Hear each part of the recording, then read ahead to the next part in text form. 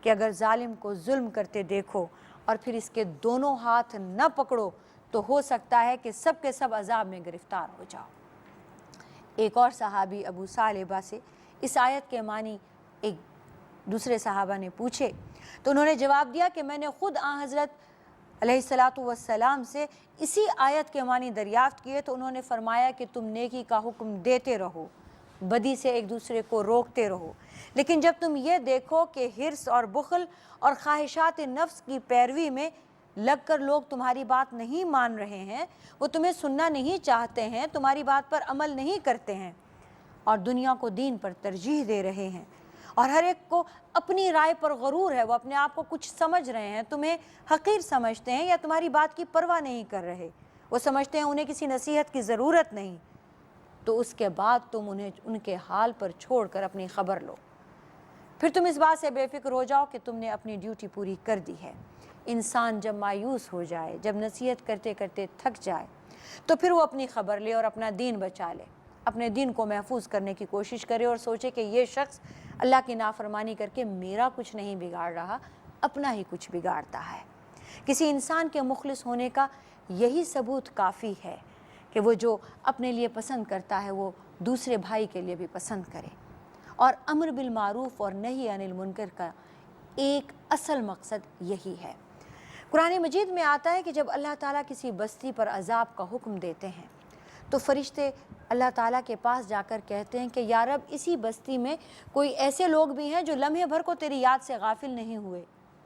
کیا انہیں اٹھا لیا جائے؟ تو اللہ تعالیٰ فرمائیں گے کہ نہیں،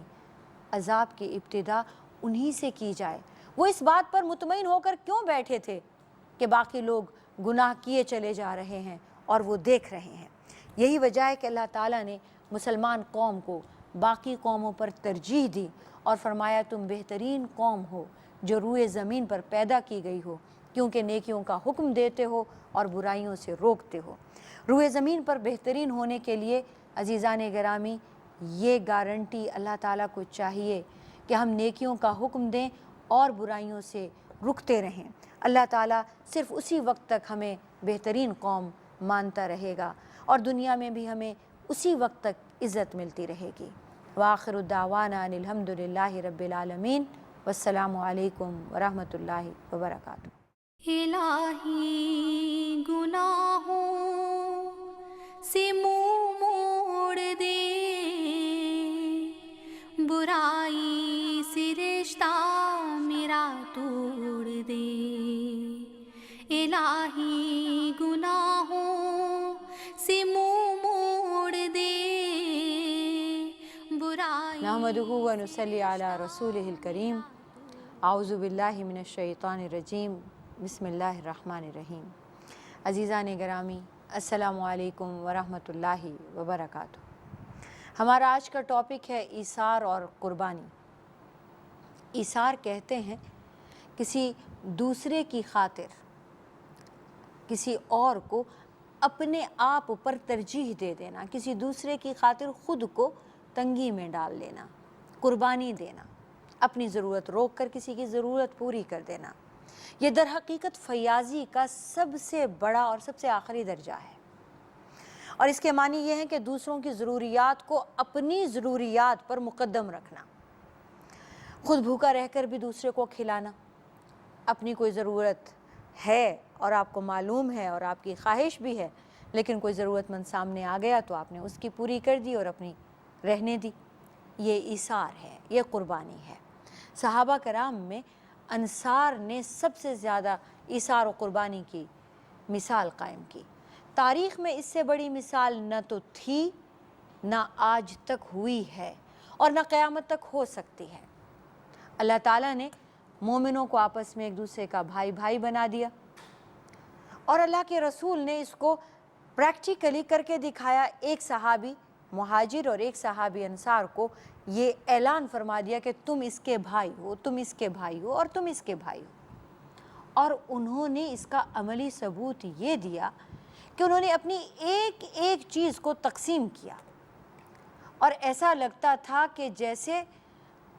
کسی کا ورثہ تقسیم ہو رہا ہے۔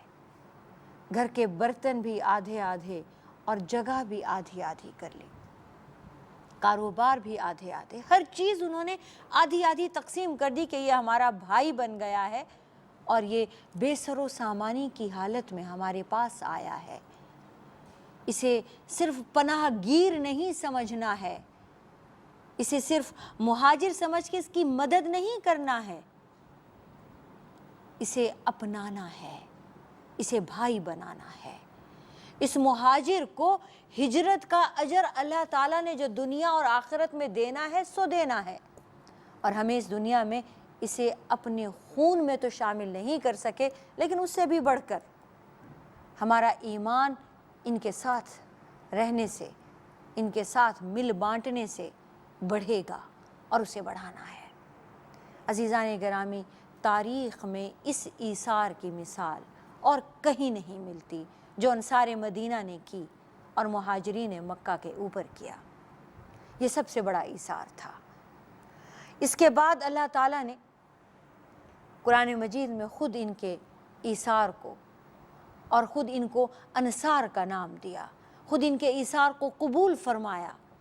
اور انہیں بھائی بھائی ہونے کا ٹائٹل دے دیا اور ان کی اس قربانی کو بہت رتبہ دیا۔ ایثار کا درجہ سخاوت سے بہت بلند ہے، بہت زیادہ ہے، کیونکہ سخی وہ شخص ہوتا ہے جو پیسے والا بھی ہوتا ہے اور اسے بعض اوقات ضرورت نہیں بھی ہوتی اور وہ اپنے مال کا کچھ حصہ کسی ضرورت مند کو دے دیتا ہے، لیکن ایثار کرنے کے لیے مالدار ہونا ضروری نہیں ہے۔ ایثار کرنے کے لیے اعلیٰ ظرف ہونا اور اہل ایمان ہونا ضروری ہے، دل بڑا ہونا ضروری ہے۔ یعنی آپ کو ضرورت بھی ہے، آپ خود بھی بعض اوقات تنگ ہیں،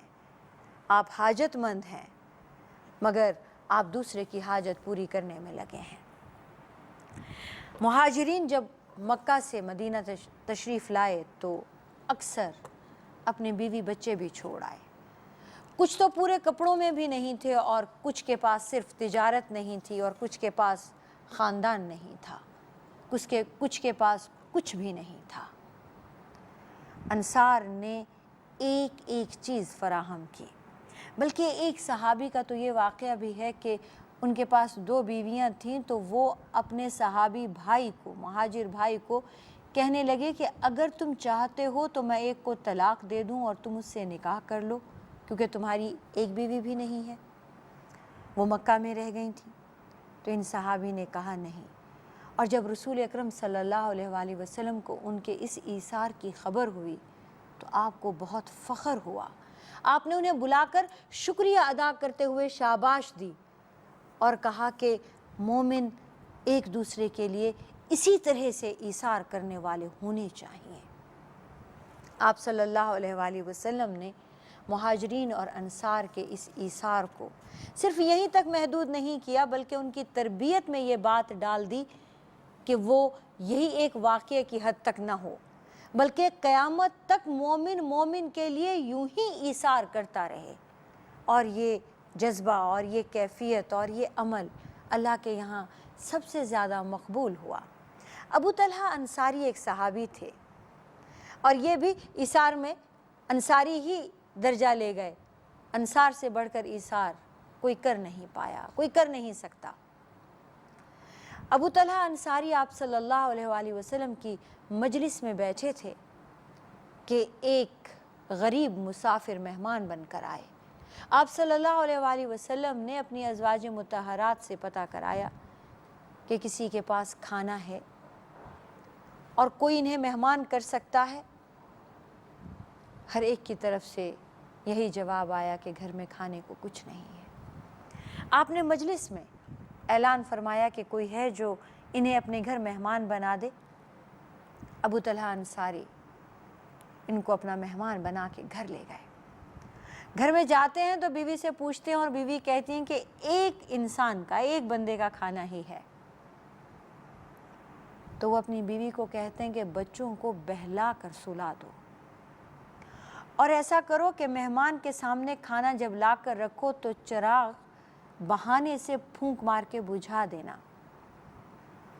اور اگر مہمان پوچھے تو کہنا تیل ختم ہو گیا ہے، اور تم اور میں پاس بیٹھ کے منہ چلاتے رہیں گے ایسا لگے گا کہ ہم ساتھ کھا رہے ہیں، تاکہ مہمان کو برا نہ لگے کہ وہ ہمارا کھانا کھا گیا ہے اور ہم بھوکے ہیں۔ اور یوں انہوں نے خود بھوکے رات کاٹی، بچوں کو بھوکا سلایا اور مہمان کو پیٹ بھر کھانا کھلایا، اور تاثر یہ دیا کہ وہ ان کے ساتھ کھانے میں شریک ہیں، اور چراغ بجھا دیا اور وہ مہمان دیکھ بھی نہ سکے کہ یہ بھوکے رہ گئے، میرے میزبان بھوکے ہیں۔ رسول اکرم صلی اللہ علیہ وآلہ وسلم کے پاس اگلے دن مسجد نبوی میں یہ صحابی جب تشریف لے گئے تو ان سے پہلے ہی سورہ حشر کی آیت وَيُؤْثِرُونَ عَلَىٰ أَنفُسِهِمْ وَلَوْ كَانَ بِهِمْ خَصَاصَةٌ نازل ہو چکی تھی کہ یہ لوگ اپنی جانوں پر ایثار کرتے ہیں، خود پہ کنٹرول کرتے ہیں، دوسروں کو دیتے ہیں، اپنی ضروریات روک کر دوسروں کی پوری کرتے ہیں، دوسروں کے لیے ایثار کرتے ہیں اور اپنے آپ کو تنگی میں اور مشکل میں ڈالتے ہیں۔ اللہ تعالیٰ کو ایسے لوگ بہت پسند ہیں۔ آپ صلی اللہ علیہ وآلہ وسلم نے ابو طلحہ انصاری سے سوال کیا، ایسا تم نے کیا کیا کہ اللہ تعالیٰ نے تمہارے بارے میں یہ بات کہی؟ تو انہوں نے پورا واقعہ سنایا، تو آپ صلی اللہ علیہ وآلہ وسلم کی آنسو نکل آئے خوشی سے، فخر سے کہ ان کی امت میں ایسے ایثار و قربانی کرنے والے لوگ موجود ہیں۔ عزیزان گرامی، مہاجرین کی آمد سے مدینہ منورہ میں جو حالات پیدا ہوئے اور آپ صلی اللہ علیہ وآلہ وسلم نے انہیں بھائی بھائی بنا کر جو تقسیم کر دی، وہ اس وقت تک باقی رہی جب تک کہ بنو نذیر ایک یہودی قبیلہ مدینہ بدر نہ ہوا، جب تک انہیں شہر سے نکال نہ دیا گیا، اس وقت تک ایک ایک مہاجر ایک ایک انصاری کے ساتھ برابر کا شریک رہا۔ اس کے بعد بنو نذیر کی جو پراپرٹیاں وہاں پہ جائیداد تھی، وہ آپ صلی اللہ علیہ وآلہ وسلم نے تقسیم فرماتے ہوئے اعلان فرما دیا کہ یہ پراپرٹی انہیں برابر برابر دے دی جائے، اور انصار جو ہیں یہ اب ان سے ہاتھ اٹھا لیں۔ اور آپ کو حیرت ہوگی کہ جتنی مرتبے بھی رسول اکرم صلی اللہ علیہ وآلہ وسلم نے مہاجرین میں تقسیم کا ارادہ فرمایا اور انصار کو کہا کہ یہ تم بھی حق لے لو، تو وہ تیار نہ ہوئے۔ انہوں نے کہا یا رسول اللہ، ہمارے پاس تو سب کچھ ہے، ہمارے مہاجرین بھائیوں کو دیجئے، ورنہ ہم قبول ہی نہیں کریں گے۔ آپ صلی اللہ علیہ وآلہ وسلم نے ہاتھ اٹھا کر انصار کے لیے دل سے دعا کی کہ اے اللہ انہیں برکتیں عطا فرما، یہ اپنے مہاجر بھائیوں کو خود پر مقدم رکھتے ہیں۔ آپ صلی اللہ علیہ وآلہ وسلم نے جب بحرین فتح ہوا تو انصار کو بلا کر فرمایا کہ میں انصار کو بحرین کی جائیداد دے دینا چاہتا ہوں، تقسیم کرنا چاہتا ہوں، کیونکہ انہوں نے مہاجرین کے لیے بہت ایثار کیا ہے۔ تو مہاجرین وہیں موجود خاموش بیٹھے تھے۔ انصار کے سردار بولے یا رسول اللہ، جب تک ہمارے مہاجر بھائیوں کو بھی اتنا ہی حق نہ دیا جائے جتنا کہ آپ ہمیں دے رہے ہیں، ہم کچھ قبول نہیں کریں گے۔ آپ صلی اللہ علیہ وآلہ وسلم نے فرمایا کہ دیکھو، اگر تمہیں یہ منظور نہیں تو صبر کرو، میرے بعد تم کو یہ تکلیف پہنچے گی کہ لوگ لے لیں گے اور تمہیں نہیں ملے گا۔ عزیزان گرامی، تھوڑا سا وقفہ لیتے ہیں۔ ویلکم بیک ناظرین کرام، ہم ایثار و قربانی پہ بات کر رہے تھے۔ قرآن مجید میں اللہ تعالیٰ نے فرمایا اور ان کے لیے جنہوں نے ان مہاجرین کی آمد سے پہلے ہی اس مقام یعنی مدینہ منورہ کو اور ایمان میں اپنے اندر جگہ بنا لی، اس مقام میں بھی مدینہ منورہ میں بھی جگہ بنا لی اور مدینہ منورہ میں ایمان بھی پھیلا دیا، مہاجرین کی آمد سے پہلے ہی ایمان لے آئے، اور ان لوگوں سے وہ محبت کرتے ہیں جو اپنا گھر چھوڑ کر ان کے پاس چلے آئے ہیں، اور ان مہاجرین کو دیے جانے پر اپنے دل میں کوئی تنگی نہیں رکھتے ہیں اور اپنے مہاجر بھائیوں کو خود پر مقدم رکھتے ہیں۔ اللہ تعالیٰ نے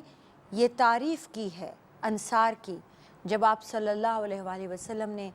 بحرین کی جاگیر کی تقسیم کی بات کی، جب اللہ تعالیٰ کے رسول نے بنو نذیر کی پراپرٹی تقسیم کرنے کی بات کی، ان دونوں وقت میں انصار نے مہاجرین کو خود سے آگے رکھا، ان کو ترجیح دی اور کہا کہ انہیں دیجیے، ہمیں نہیں چاہیے۔ اللہ تعالیٰ کو یہ بات اس قدر پسند آئی کہ اللہ تعالیٰ نے ان کی تعریف کرتے ہوئے کہا کہ ان کے دل میں کوئی تنگی نہیں اور یہ اپنے سے پہلے اپنے بھائیوں کو رکھتے ہیں، یہ لوگ فلاح پا جانے والے ہیں۔ ایک مرتبہ آپ صلی اللہ علیہ وآلہ وسلم کے پاس ایک مسلمان عورت آئی اور اس نے اپنے ہاتھوں سے چادر بن کر آپ کو تحفے میں دی۔ آپ صلی اللہ علیہ وآلہ وسلم کو چادر کی اس وقت ضرورت بھی تھی اور آپ نے اس کا یہ تحفہ بہت خوشی سے قبول فرما لیا۔ اسی وقت ایک ضرورت مند غریب مسلمان نے عرض کیا، یا رسول اللہ مجھے کچھ عنایت ہو۔ آپ کے پاس کچھ اور تھا ہی نہیں اس چادر کے سوا، آپ نے انہیں وہ چادر دے دی۔ ان صحابی نے خوشی خوشی وہ قبول کر لی اور جانے لگے تو باقی اصحاب نے انہیں روک کر ڈانٹا ڈپٹا اور کہا کہ تمہیں پتہ ہے رسول اکرم صلی اللہ علیہ وآلہ وسلم کو اس چادر کی کس قدر ضرورت تھی؟ آپ تو کسی کو تحفہ دیے بغیر اس کا تحفہ قبول نہیں کرتے تھے، لیکن جو ہی اس عورت نے وہ چادر دی آپ نے خوشی سے قبول فرما لی۔ آپ کو سخت ضرورت تھی اور تمہیں شرم نہ آئی کہ تم نے اسی وقت آ کر کہہ دیا کچھ عنایت ہو؟ تمہیں پتہ ہے کہ جب ان کے پاس کچھ بھی ہوگا وہ تمہیں عنایت کر دیں گے۔ تو وہ صحابی بھی بڑے دکھ سے بولے کہ ہاں میں جانتا تھا اور میرے پاس کچھ بھی نہیں ہے اپنے کفن کے لیے۔ میں رسول اکرم صلی اللہ علیہ وآلہ وسلم نے جو چادر کچھ لمحوں کے لیے اپنے کندھے پر ڈالی وہ میں اپنے کفن کے لیے اپنے پاس رکھنا چاہتا تھا۔ میں نے اس لیے سوال کیا، تم مجھے جتنا چاہے ڈانٹ لو، میں جانتا ہوں میں نے کیا کیا ہے، میں نے برکت کے لیے رسول اکرم صلی اللہ علیہ وآلہ وسلم کی چادر لے لی ہے۔ عزیزان گرامی، رسول اکرم صلی اللہ علیہ وآلہ وسلم کا یہ مزاج تھا کہ آپ کے پاس کچھ بھی ہوتا اور آپ کو اس کی سخت سے سخت ضرورت ہی کیوں نہ ہوتی اور کوئی آ کر سوال کر دیتا تو آپ صلی اللہ علیہ وآلہ وسلم ایثار فرماتے تھے۔ ایک مرتبہ آپ کئی دنوں سے فاقے سے تھے، غالباً 3 دن کے فاقے سے تھے۔ آپ کو کسی نے کھانا دیا، آپ صلی اللہ علیہ وآلہ وسلم نے اپنے کھانے کو حضرت فاطمہ کے پاس بھجوا دیا یہ کہہ کے کہ وہ 3 دنوں سے بھوکی ہیں۔ خود رسول اکرم صلی اللہ علیہ وآلہ وسلم بھی 3 دنوں سے بھوکے تھے، مگر آپ نے یہ کہہ کے اپنا کھانا انہیں دے دیا۔ اسی طرح جب کبھی آپ صلی اللہ علیہ وآلہ وسلم کے پاس کھانے کے لیے پینے کے لیے کوئی چیز بھی ہوتی تھی تو اس سے پہلے کہ وہ نوش فرماتے یا تناول فرماتے وہ اصحاب صفہ کے پاس لے جاتے تھے اور ان سب کے ساتھ مل کر کھاتے تھے۔ جب اصحاب صفہ کھا لیتے تھے تب آپ صلی اللہ علیہ وآلہ وسلم تناول فرماتے تھے۔ ایک مرتبہ حضرت علی نے حضرت فاطمہ کو سکھایا، کہنے لگے کہ خیبر میں بہت سارے لونڈیاں اور غلام آ گئے ہیں اور آپ جا کر رسول اللہ صلی اللہ علیہ وآلہ وسلم سے اپنے خدمت کے لیے کچھ مانگ لیجئے۔ وہ تھک جاتی تھیں، بہت کام کاج کرنا ہوتا تھا، تو وہ گئیں اور آپ صلی اللہ علیہ وآلہ وسلم کے پاس بیٹھ گئیں اور شرماتے ہوئے اپنا مطالبہ کہہ نہ پائیں۔ آپ صلی اللہ علیہ وآلہ وسلم نے ان کی نگاہوں سے دیکھتے ہوئے انہیں پہچان لیا اور آپ نے خود دریافت فرمایا کہ فاطمہ کچھ حاجت ہے، کچھ کہنا چاہتی ہو؟ تو کہنے لگیں ہاں۔ آپ نے فوراً بوجھ لیا اور فوراً پوچھ لیا، کہنے لگیں کہ مجھے ایک لونڈی یا ایک غلام دے دیجئے جو میری مدد کرے۔ آپ صلی اللہ علیہ وآلہ وسلم نے انہیں تسبیحات دے کر رخصت فرما دیا اور ایک جملہ کہا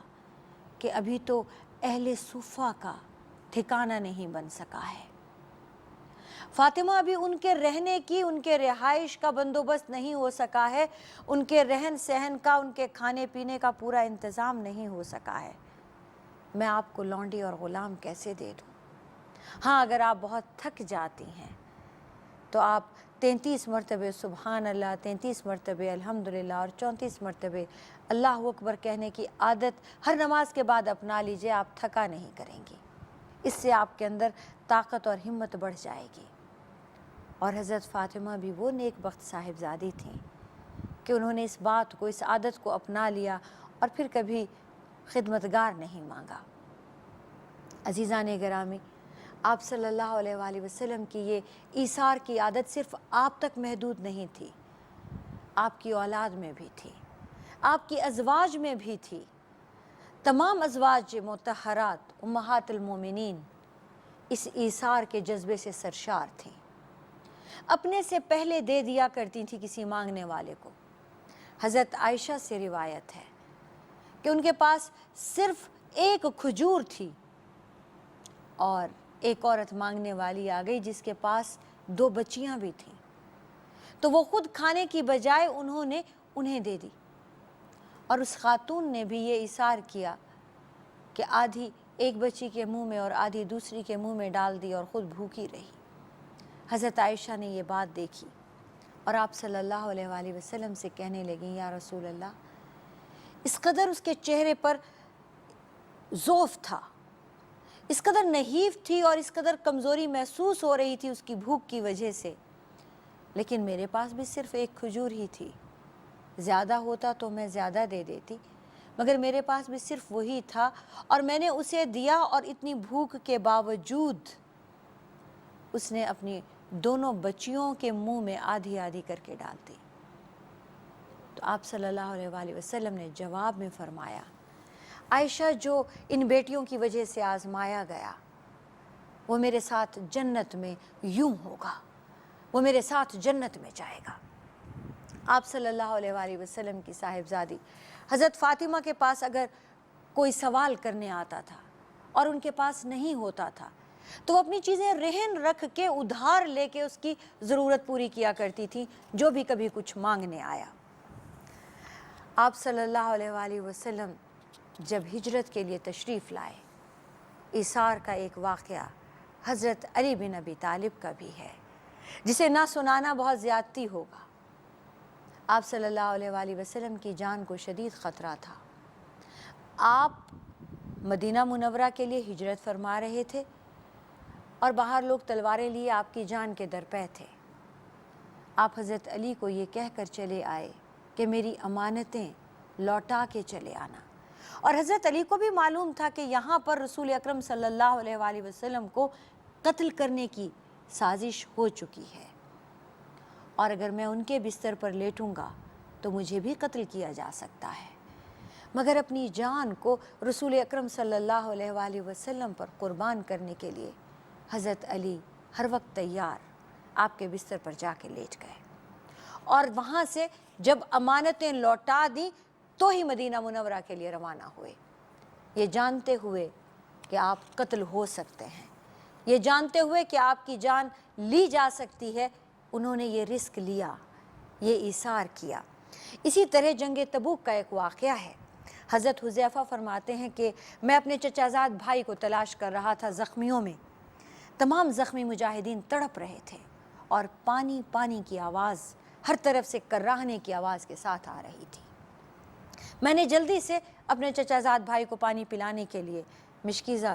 نکالا، پانی بھرا اور پیالہ ان کے منہ سے لگا دیا۔ میرے بھائی نے مجھے دوسرے صحابی کی طرف اشارہ کرتے ہوئے کہا کہ وہ دوسرے زخمی کے کراہنے کی آواز آ رہی ہے، پہلے اسے پلا دیجئے۔ میں دوسرے کے پاس گیا تو حضرت ہشام بن عاص تھے اور وہ بھی زخموں سے چور تھے۔ انہوں نے کسی ایک پل کے وہ مہمان تھے، انہوں نے اگلے کی طرف اشارہ کرتے ہوئے کہا کہ اس کی آواز آ رہی ہے، اس کو پہلے دے دو۔ کہنے لگے کہ میں تیسرے کی طرف بڑھا تو وہ گھڑی 2 گھڑی کے مہمان تھے، اس سے پہلے کہ میں پانی کا پیالہ ان کے منہ پر لگاتا وہ جام شہادت نوش فرما چکے تھے۔ میں پلٹا ہشام بن العاص کی طرف تو وہ بھی شہید ہو چکے تھے، میں پلٹا اپنے چچا زاد بھائی کی طرف تو وہ بھی اللہ رب العزت سے جا ملے تھے۔ عزیزان گرامی، جس قدر ایثار کا یہ جذبہ مسلمانوں میں ملا ہے اور کسی قوم میں نہیں ہے، اللہ کرے کہ ہم میں دوبارہ یہی جذبہ پیدا ہو جائے اور ہم پھر سے ویسے جیسے ہماری تاریخ تھی، جیسے ہمارے انصار تھے، جیسے ہمارے مہاجرین تھے، جیسے ہمارے رسول اکرم صلی اللہ علیہ وآلہ وسلم نے سکھایا ہے، ویسا ایثار کرنے لگیں اور مفلحون میں سے ہو جائیں، جو ہمارے اندر کا بخل باہر چلا جائے اور ہم فلاح پانے والے ہو جائیں۔ وآخر دعوانا ان الحمد للہ رب العالمین، والسلام علیکم ورحمۃ اللہ وبرکاتہ۔